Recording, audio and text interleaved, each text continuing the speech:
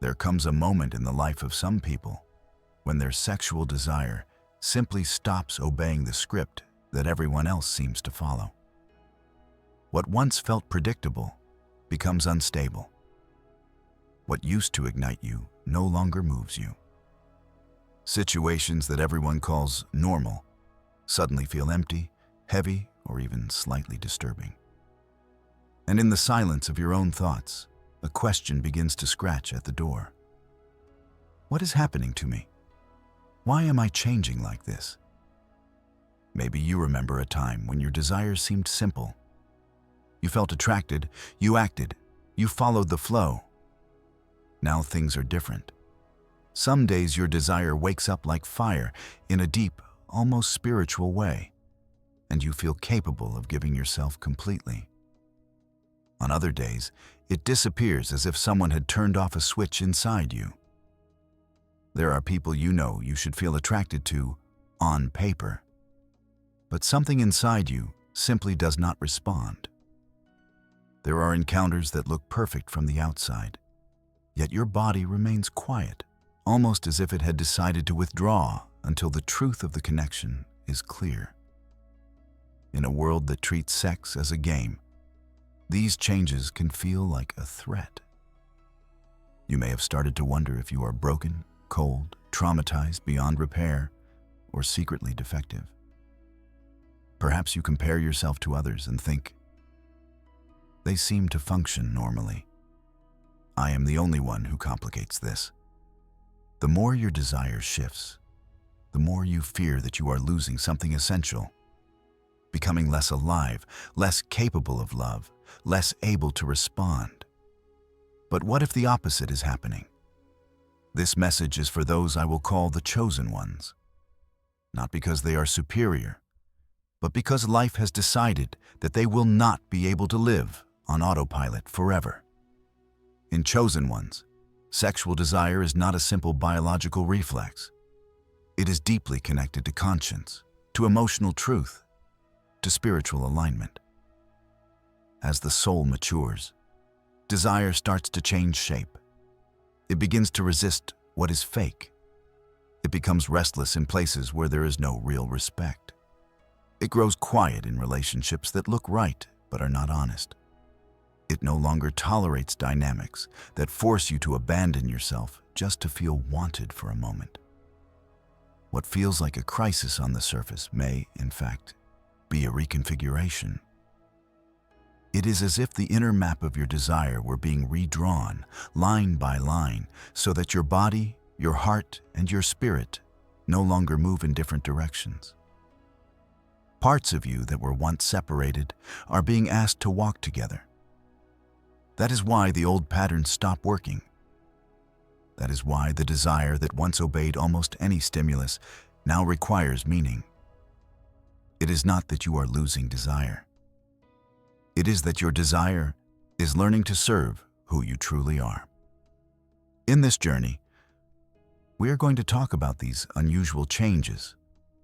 We will look at the extreme fluctuations, the sudden disinterest in purely physical sex, the mysterious lack of desire in relationships that look perfect from the outside, the strange seasons in which your sexuality seems to withdraw and go quiet, and the moment when desire itself starts to function like a compass pointing toward truth. You will not receive labels or condemnation here. You will receive language, clarity, and relief.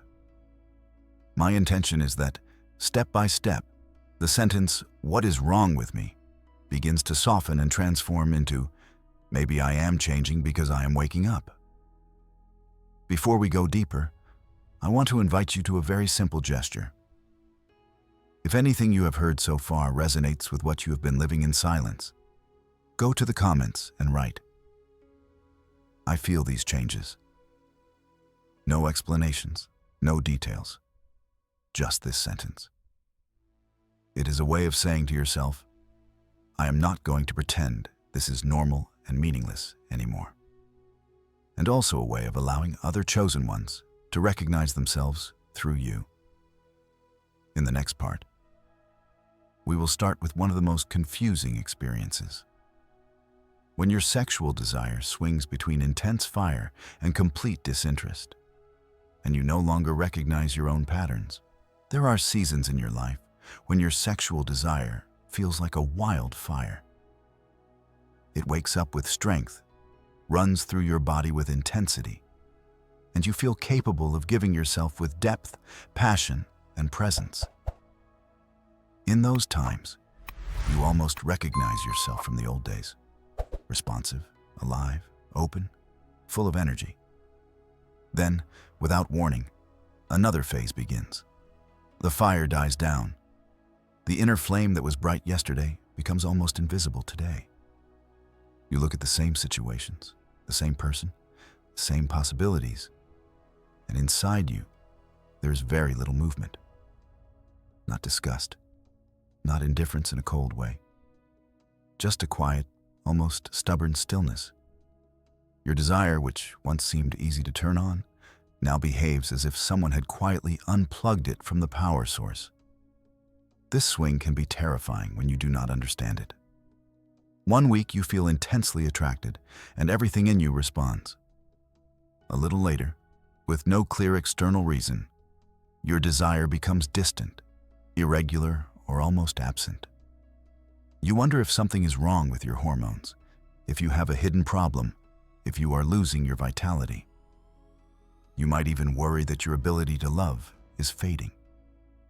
The mind quickly creates stories. Maybe you are broken. Maybe you are becoming cold. Maybe you will never be normal again. And because you do not hear many people talking about this honestly, your silence grows heavier. For chosen ones, however, this fluctuation is rarely random.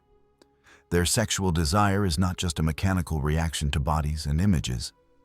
It is deeply tied to emotional truth and spiritual coherence. When life begins to wake up a chosen one from the inside out, desire stops being a simple servant of habit. It starts to react to meaning. The days of automatic, predictable response begin to end. There are moments when the heart feels aligned, the conscience is at peace, and the connection carries honesty. In those moments, desire rises naturally, sometimes even stronger than before, because it finally has a place where it can exist without betraying the soul. Then come the contrasting moments. Something in the atmosphere shifts. Perhaps there is a subtle lie that no one wants to name. Perhaps your body remembers an old wound that the scene is repeating. Perhaps your inner world senses that you are about to give yourself in a place where you are not truly seen. From the outside, everything may look acceptable, perhaps even beautiful. But inside you, a quiet decision is made. Desire retreats.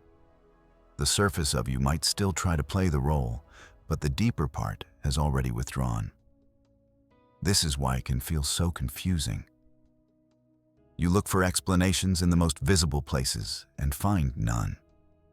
It is not always about stress, tiredness, or hormones, although those can play a part. Often, it is about truth. When what you are living matches who you really are, desire has room to breathe. When what you are living demands that you ignore your intuition, deny your limits, or hide your heart, desire begins to protect you by refusing to participate. It is as if your inner world were saying, if I have to disappear in order for this to happen, then I will not lend my energy to it.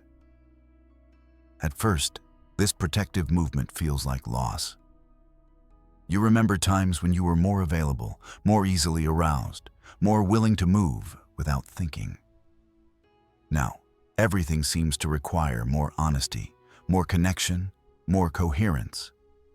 It seems that desire is punishing you by going away. But if you look more closely, something else is happening. Your desire is becoming selective. It is not disappearing. It is learning to choose. It no longer wakes up for situations where your soul will be harmed afterward. It no longer wants to give itself to dynamics that feed your loneliness instead of healing it. It resists encounters where you must abandon your own truth just to be accepted for a night.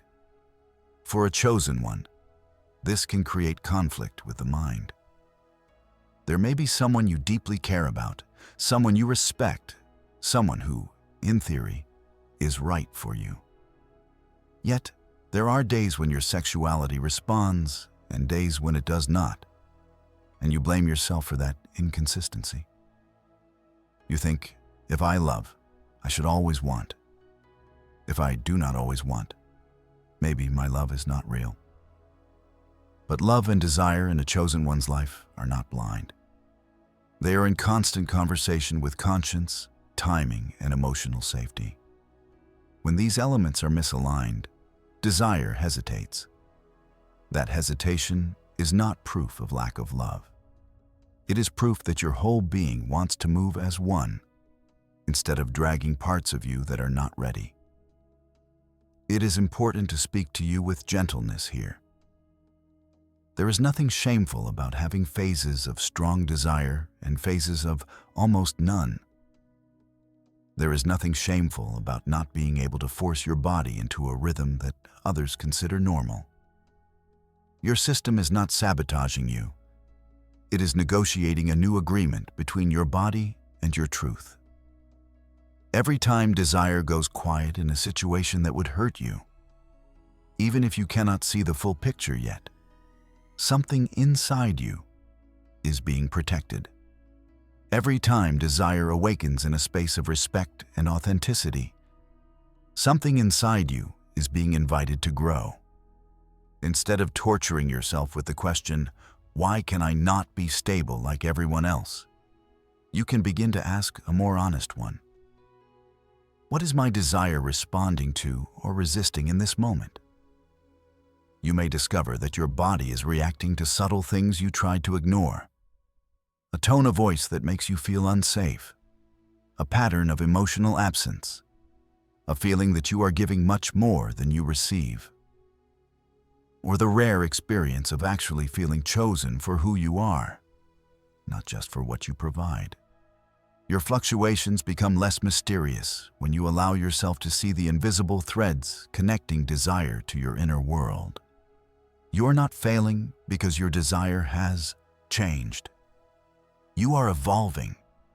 You are leaving behind the version of you who would offer your body wherever your loneliness pointed, and becoming someone who can no longer separate intimacy from integrity. The extremes you are living are not permanent states. They are part of a transition. Little by little, your sexual desire will find a new rhythm, one that honors your body, your emotions, and your calling at the same time. In the next part, we will go deeper into one of the most uncomfortable results of this transformation: the growing lack of interest in purely physical sex, and the strange, persistent longing for connection that touches your mind, your heart, and your spirit at the same time. There comes a time when the old game stops working. You try to relate to sex the way you used to.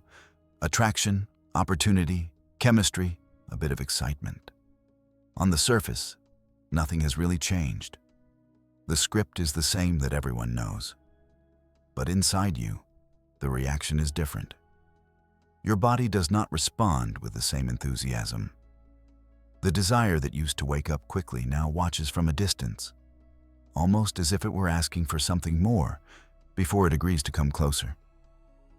What once was enough, a nice body, a good moment, a kiss that leads somewhere, no longer truly moves you. You can go through the motions, but your soul feels absent. At first, this can look like a loss of libido. You notice that purely physical invitations do not attract you as they did before. The idea of casual encounters, which maybe once made you feel alive or validated, now feels strangely shallow, almost tiring in advance. You might even accept some of them out of habit, curiosity, or loneliness. But deep inside, you already know that afterwards, you will feel exactly the same as before, or worse. It is as if your body were saying, I can do this. but I will not give you the illusion that this is feeding what you truly need. Little by little, you begin to notice a pattern. Your desire is not disappearing. It is changing direction. It shows up with much more strength when your mind is stimulated, when your heart feels seen, when your spirit senses a level of truth in the connection. You find yourself more attracted to someone who speaks to your inner world than to someone who only presses your external buttons. A simple, honest conversation can awaken more desire in you than a scene that would once have felt hot. A moment of real emotional safety can move you more deeply than any perfect performance in bed. This shift can be confusing and even frustrating. You might think, why am I becoming so complicated? Why can I not just enjoy without thinking so much? But the truth is that you are not becoming complicated. You are becoming whole. Parts of you that used to live separated, body in one corner, heart in another, conscience hidden somewhere else, are being called to come together. Your sexuality, instead of obeying only physical triggers, starts to obey the alignment between those parts. When there is affection, respect, emotional honesty, and a minimum of spiritual coherence, desire feels invited to participate. When these elements are missing, desire quietly withdraws. For a chosen one, this can create an uncomfortable distance between them and the world around them. You see people celebrating casual sex as freedom, while for you, it often feels like emptiness with a glossy cover. You hear stories of nights that are supposed to be unforgettable, and you remember your own experiences that looked intense on the outside, but left your inner world strangely silent, as if nothing truly important had happened. You start to notice that you cannot force yourself to believe in the fantasy anymore. Your body knows that without soul, the pleasure ends quickly, and the silence afterwards speaks louder than the moment itself. This is where many chosen ones feel broken. They think, normal people seem satisfied with this. Maybe I ask for too much. Maybe I am demanding something that does not exist. But what if what you call too much is simply your original design finally waking up? What if the discomfort you feel in purely physical dynamics is not a sign that there is something wrong with you, but that there is something deeply right, refusing to be ignored? Your longing for connection that reaches mind, heart, and spirit at the same time is not a flaw. It is a compass pointing toward the environment in which your sexuality can actually flourish instead of just exist. It is important to understand this. Wanting more depth does not make you prudish, boring, or naive. It makes you honest. You have already seen what happens when you separate sex from who you truly are. You have already paid the price of giving your body where your soul was not welcome. You have already tasted the emptiness of being touched without really being known. Once you have seen that clearly, something inside you refuses to go back. You can try, but the taste will never be the same. Your desire itself begins to protest by staying quiet in places where your truth is not safe. This change does not mean that you no longer enjoy physical pleasure. On the contrary, when you finally experience it in a space where you feel emotionally and spiritually at home, the intensity can be even greater. The difference is that your body no longer wants to separate pleasure from meaning.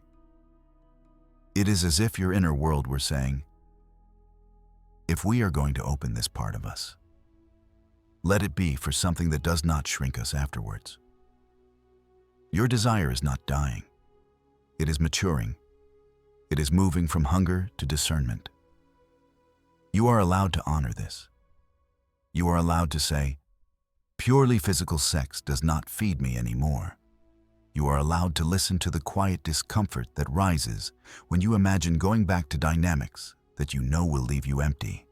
You are allowed to admit that your body now wants to answer to something higher, to respect, to truth, to reciprocal presence, to love in its many honest forms. This is not you becoming less sexual. It is you becoming more integrated.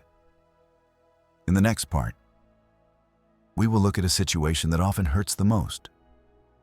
When your sexual desire fades or blocks itself inside a relationship that looks perfect on paper, and you start to think that you are sabotaging your own happiness. There is a kind of pain that very few people talk about openly. The pain of being in a relationship that everyone would call good, while your own body quietly pulls away. On the outside, it all seems right. You may have affection, respect, shared values, similar plans for the future. Friends approve. Family smiles. If someone asked you to describe the relationship, you would probably say, there is nothing really wrong. And yet, when it comes to sexual desire, something in you does not respond the way you think it should. Maybe, at the beginning, the desire was strong. There was novelty, curiosity, excitement. Over time, without any obvious betrayal or disaster, your body began to change. You still care. You still admire parts of that person. You may even love them deeply in your own way. But when the moment arrives to open yourself sexually, you feel a resistance you do not fully understand. You hesitate. You slow down.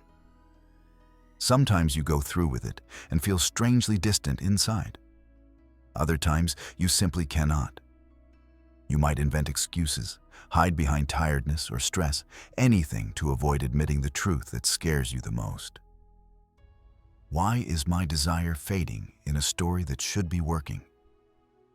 This is one of the most confusing experiences for a chosen one, because your mind and your body seem to be living two different realities. Your mind makes lists of reasons to stay.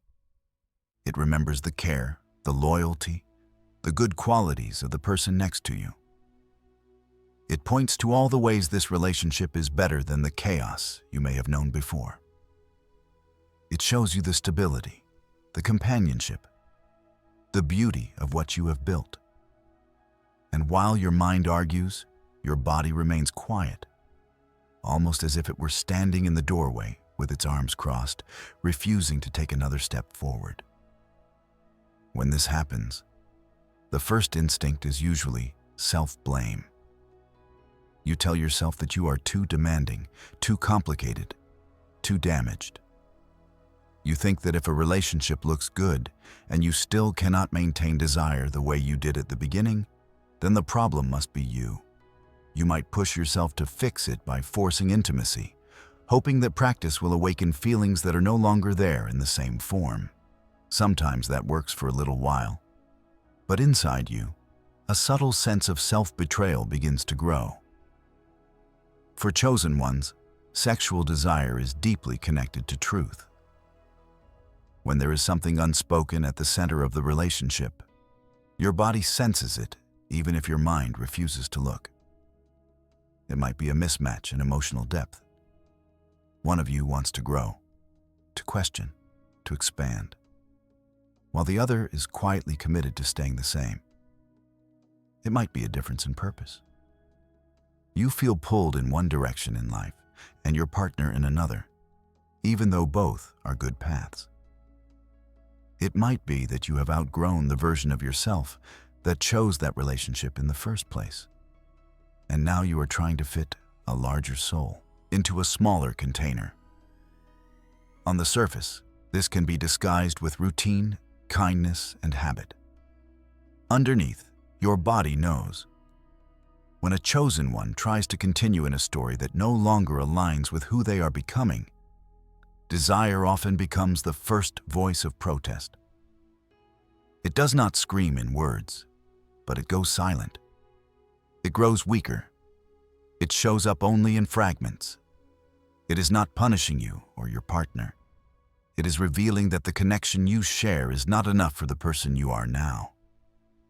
That does not mean your partner is bad or unworthy. It means that your inner world is refusing to live on a level that you have already surpassed.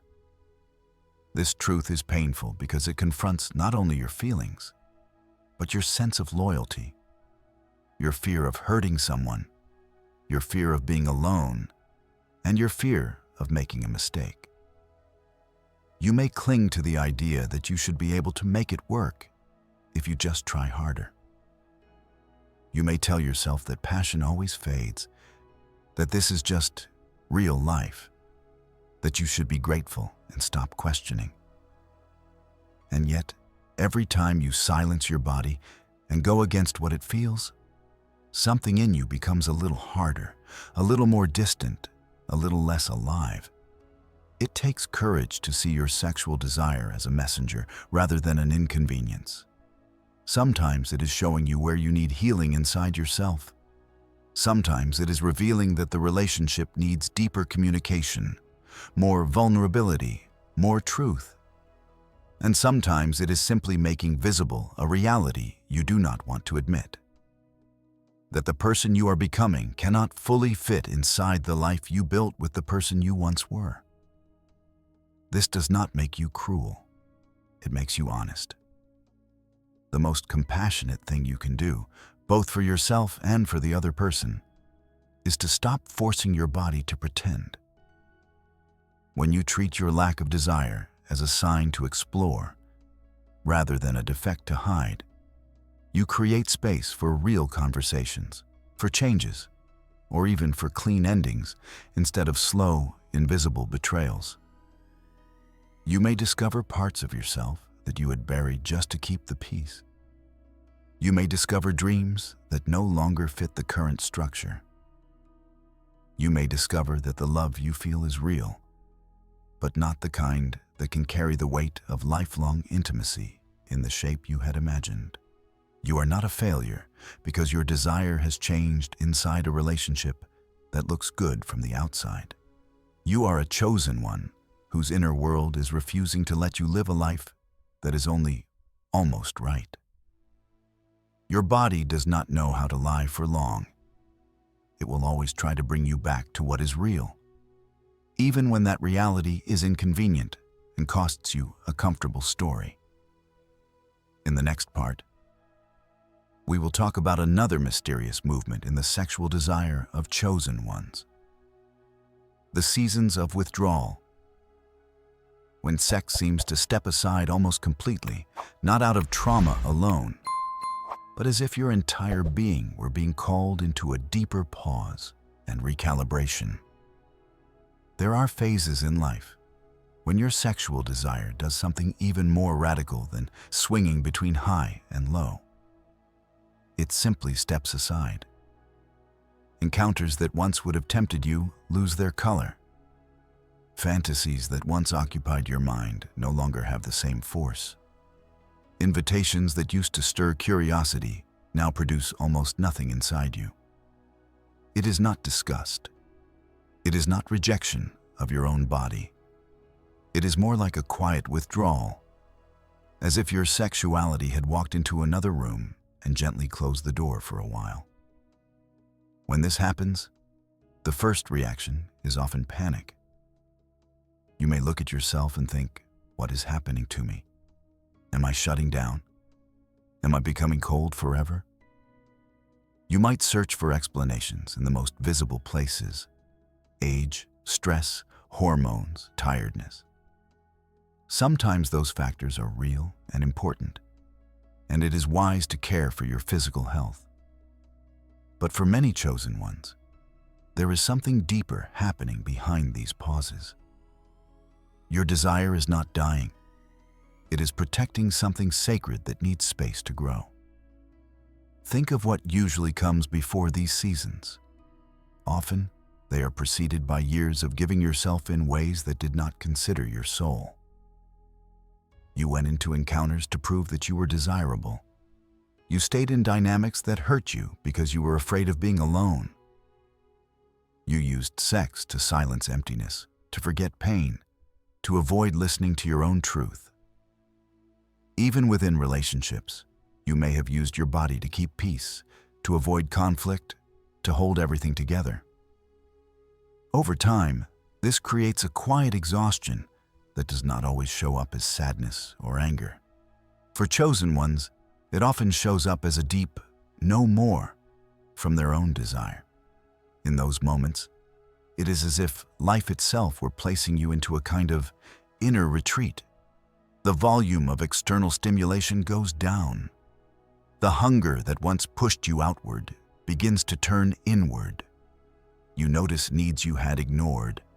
The need to rest, to grieve, to forgive yourself, to rediscover who you are without constantly negotiating your worth through someone else's body. The pause that feels like loss from the outside can become a sanctuary from the inside. It is in that quiet space that you finally have time to look at your story without distractions. Of course, this is rarely comfortable. You may feel pressure from outside voices telling you that a healthy person should always be ready, always open, always available. You may compare yourself to others who seem to move from encounter to encounter without a second thought. You may fear losing your attractiveness, fear that someone will leave you, fear that this season will last forever. The mind interprets the pause as danger, but your soul may be experiencing it as recovery. When a chosen one enters a phase of sexual withdrawal, it is often because something inside them refuses to go on as before. The old ways of using sex to avoid facing pain no longer work. The old patterns of giving themselves without being truly seen become too heavy to repeat. The old habit of saying yes with the body while everything inside is screaming no becomes unbearable.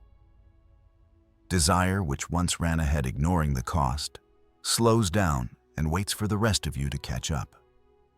In this space, you may find forgotten parts of yourself. You might reconnect with creativity that has nothing to do with seduction. You might rediscover friendships and callings that were overshadowed by the chase for validation. You might hear for the first time in years the sound of your own thoughts undiluted by the noise of constant distraction. It is here that many chosen ones begin to ask deeper questions. What do I actually want? What kind of love matches the person I am becoming? What do I no longer want to offer my body to? These pauses are not always voluntary. Sometimes you consciously decide, I need time for myself. Other times, you simply realize one day that you have not felt a true desire to be with anyone for a long time, and that you have instinctively kept a distance. Whether you chose it or your system chose it for you, the invitation is the same. Instead of treating this season as a sign of failure, you can treat it as a sacred recalibration. Something in you is being rearranged so that, when desire returns, it does so in a way that does not betray who you are. There is a tenderness in allowing yourself this rest. You are not less valuable because you are in a quieter phase. You are not less human because you are not constantly burning with desire. You are not falling behind anyone. You are stepping out of a race that never truly led to peace in the first place. The world may measure your worth by how wanted you are, but your soul measures it by how present you are with yourself. In these pauses, presence is exactly what is being restored, and the pause will not last forever. At some point, you will notice that your desire begins to move again, but it will not return as the same old force that dragged you into any space that sparkled. It will come back more discerning, more connected, more honest. It will be less willing to play roles and more committed to aligning with your truth. The season that felt like emptiness may become the foundation of a new way of living your sexuality. Slower to say yes, but much more whole when it does. You are allowed to honor this. If you are in such a phase now, You do not need to rush yourself back into a life you have already outgrown. You can stop apologizing for needing time. You can recognize that your desire stepping back might be the greatest act of love your own soul has done for you in a long time.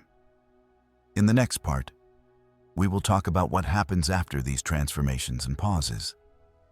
The moment when sexual desire itself begins to act like a compass, pointing you toward what is true, alive, and aligned with your deeper purpose, and away from what would quietly drain you after everything you have lived. The extremes of fire and freeze, the loss of interest in empty encounters, the body saying no in relationships that look right. The sacred pauses where your desire steps back, something begins to shift in a deeper way. Sexual desire stops behaving like a wild force that drags you wherever it wants and slowly starts acting like a compass. It does not simply scream more or less. It begins to quietly point toward what is true and away from what is false. You notice this in subtle ways at first.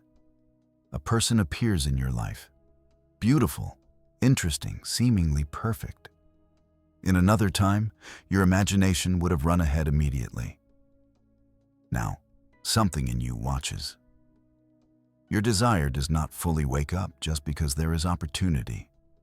It waits to see how this person moves with your heart. It pays attention to how you feel after conversations, to whether you can be yourself, to whether your values are respected. If the truth is not there, attraction may appear in flashes, but it does not settle. It refuses to build a home where your soul cannot breathe. On the other hand, you may find yourself drawn to someone who does not fit your old standards. Maybe they are not what you imagined externally, or their story is different from what you expected. Yet, there is a quiet coherence in the way they show up. They are honest even when it is uncomfortable. They listen when you speak about your wounds. They are present instead of distracted, kind instead of manipulative, clear instead of playing games. In that environment, your desire begins to move in a different way. It may not explode like fireworks at first. Sometimes it rises like a slow flame. But you feel that the attraction grows from a place of safety, not from a place of hunger. This is the new role of desire in the life of a chosen one. It becomes less about chasing intensity and more about recognizing alignment. It does not only ask, "Do I want this now?" but also, "Will I still respect myself after this? Can my future live with this choice? Does this connection add to who I am or slowly erase me?" The body responds not only to the person in front of you, but to the path that person represents. Your desire, which once pulled you toward any momentary spark, begins to light up mainly in the presence of truth. There is a deep relief hidden inside this transformation. You spent a long time at war with your own impulses, feeling guilty for wanting too much or ashamed for wanting too little. Now you begin to see that your desire was never the real enemy. The problem was the distance between your desire and your inner truth. As that distance closes, desire starts to work for you instead of against you. It signals danger by growing quiet when something feels wrong, even if it looks attractive. It signals possibility by awakening in spaces where you feel honored, even if fear tells you to run. This does not mean you will never feel confused again. There will still be gray areas, relationships that challenge you, situations where fear and longing speak at the same time. But now you know that your desire is not just a random force that needs to be controlled. It is a sensitive instrument. When you pay attention gently, without panic, it tells you where you are betraying yourself and where you are finally choosing yourself. It is not infallible, but it is much wiser than you were taught to believe. At this stage, many chosen ones notice a quiet inner shift. They stop asking, "How do I make someone want me?" and start asking, "Is this place where my desire wakes up safe for my soul?" They stop chasing the validation of being desired at any cost and begin to feel gratitude for the situations where their desire simply refuses to show up. They understand that this refusal is not rejection of life, but protection of their path. Desire becomes a kind of inner yes and no, guiding them toward experiences that are not only intense, but meaningful. You are allowed to lean into this new relationship with your own desire. You do not need to be afraid of it, nor do you need to obey it blindly. You can walk beside it, listen to it, question it, and let it inform you. When you notice it awakening in a place that also brings peace, honesty, and mutual respect, you can receive that as a blessing. When you notice it leaving you silent in a place that would have once pulled you in, you can receive that as protection. In both cases, your desire is no longer just an impulse. It is a guide. Now that we have walked through these unusual changes, it is time to bring everything together and look at what they reveal about who you really are and how you can honor the new map of your sexual desire without shame or fear. If you have seen yourself in these changes, it is very important that you let this sentence sink in gently. There is nothing wrong with you because your sexual desire no longer behaves the way it used to. What you are going through is not the story of a person breaking. It is the story of a person being rewritten from the inside out. Look at the path you and your desire have walked together. At first, it was almost automatic. Desire appeared whenever there was stimulus, novelty, or opportunity. It did not ask many questions. It did not care much about how you would feel tomorrow. It just pushed you forward. Then, slowly, the rules began to change. The same body, the same world, the same types of situations, but a very different reaction. Desire started to swing between intense fire and complete stillness. It stopped being satisfied with skin alone. It grew quiet inside relationships that seemed perfect in other people's eyes.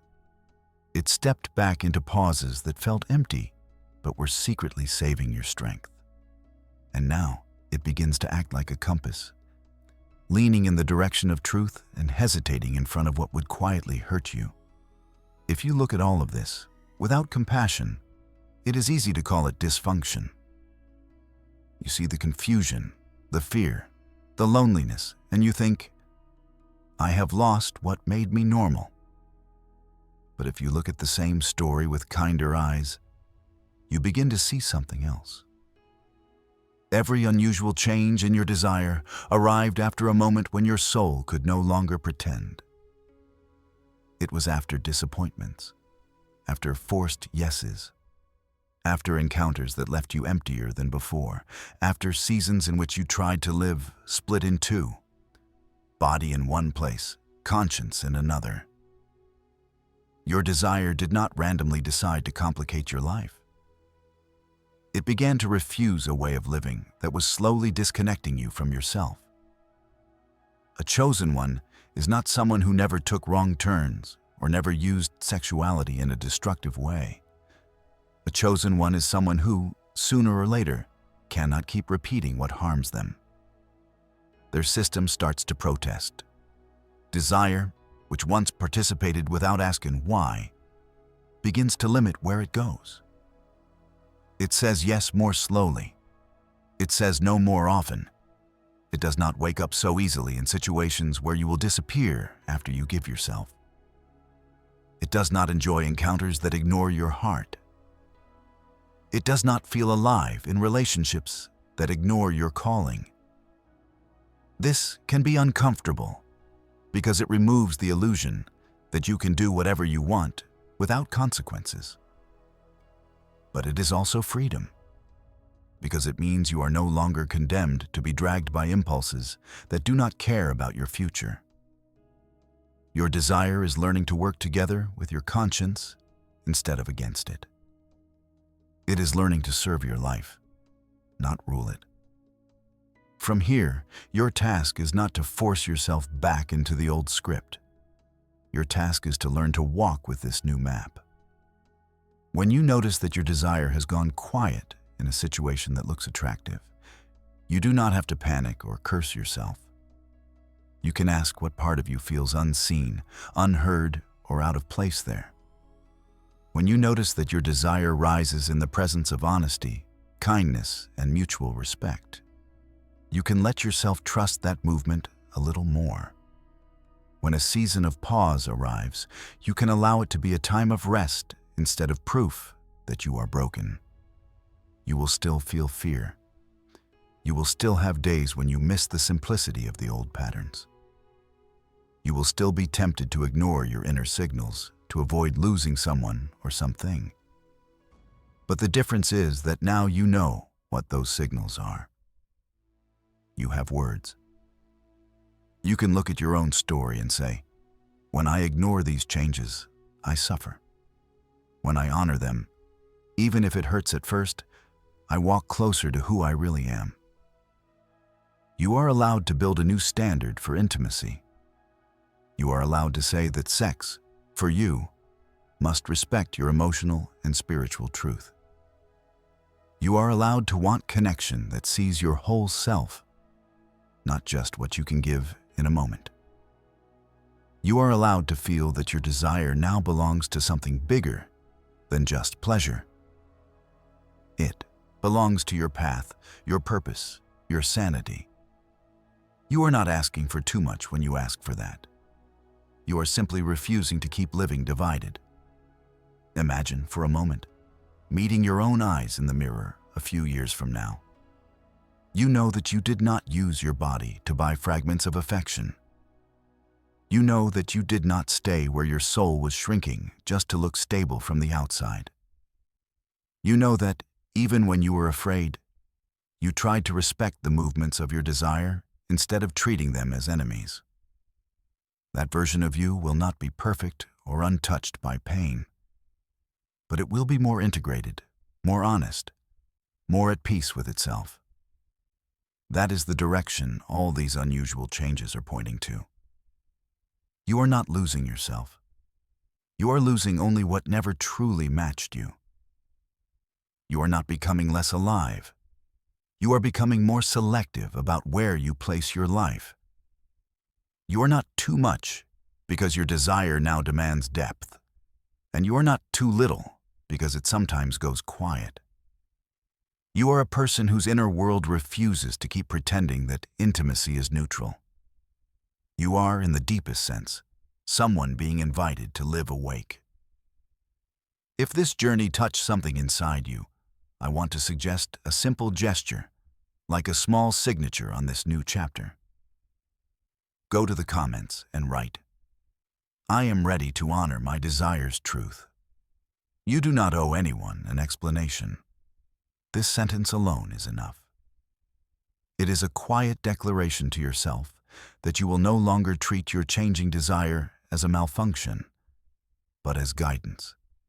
It is also a light for others who feel the same and think they are alone. You are not alone. You are not broken. You are not behind. You are changing because your life is asking for a deeper kind of honesty. And your sexual desire, strange as it may seem right now, is one of the clearest voices calling you there.